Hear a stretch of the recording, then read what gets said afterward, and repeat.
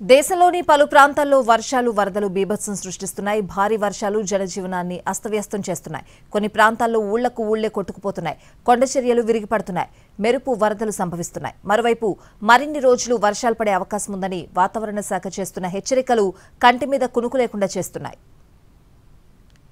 భారీ వర్షాలతో ఉత్తర భారతం చిగురుటాకులా వణికిపోతోంది.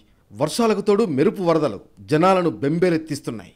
ఉత్తరాఖండ్లో వర్షాలు వరదలు బీభత్సం సృష్టిస్తున్నాయి. భారీ వర్షాలకు కొండచర్యలు విరిగిపడుతున్నాయి. మెరుపు వరదలు సంభవించాయి. కొండచర్యలు విరిగిపడుతుండటంతో కేదార్నాథ్ యాత్రను తాత్కాలికంగా నిలిపివేశారు. రుద్రప్రయాగ్ జిల్లాలో భారీ వర్షాలకు కేదార్నాథ్ వెళ్లే మార్గం దెబ్బతిన్నది. సోన్ప్రయాగ్ గౌరీకుండ్ మధ్య 2 కిలోమీటర్ల మేర ఘాట్ రోడ్ పూర్తిగా పాడైంది. కేదార్నాథ్లో 1600 మంది యాత్రికులు చిక్కుకుపోయారు. వారిని రక్షించేందుకు ప్రయత్నిస్తున్నాయి రెస్క్యూ టీమ్స్. కొండ ప్రాంతాలు, నదీ పరివాహక ప్రాంతాల్లో చిక్కుకుపోయిన వారిని కాపాడే ప్రయత్నం చేస్తున్నాయి. 58 ఏళ్ల కాలంలో ఈ స్థాయిలో వర్షాలు ఎన్నడూ పడలేదంటున్నారు ఉత్తరాఖండ్ అధికారులు. ఇక హిమాచల్ ప్రదేశ్లోనూ భారీ వర్షాలకు వరదలు ముంచెత్తాయి.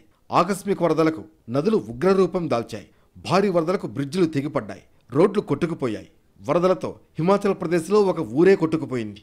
వర్షాలు వరదలకు కులులోని నిర్మండ్, సైంజ్, మలానా, మండిలోని పదర్, సిమ్లాలోని రాంపూర్ ప్రాంతాలు భారీగా దెబ్బతిన్నాయి.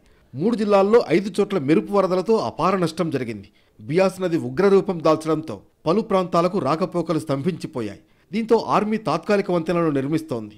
కుండపోత వర్షాలతో హిమాచల్ ప్రదేశ్లో 20 మంది చనిపోయారని అధికారులు చెబుతున్నారు. భారీ వర్షాలతో బెంగాల్ అతలాకుతలమవుతోంది. బంగాళాఖాతంలో ఏర్పడిన అల్పపీడనంతో పశ్చిమ బెంగాల్లోని అనేక ప్రాంతాల్లో భారీ వర్షాలు కురుస్తున్నాయి. గ్యాప్ లేకుండా కురుస్తున్న వర్షాలకు రోడ్లు, ఇళ్లు జలమయమయ్యాయి. కోల్కతా, హౌరా, సాల్ట్, బరాక్పూర్లో వర్షం కుమ్మేసింది.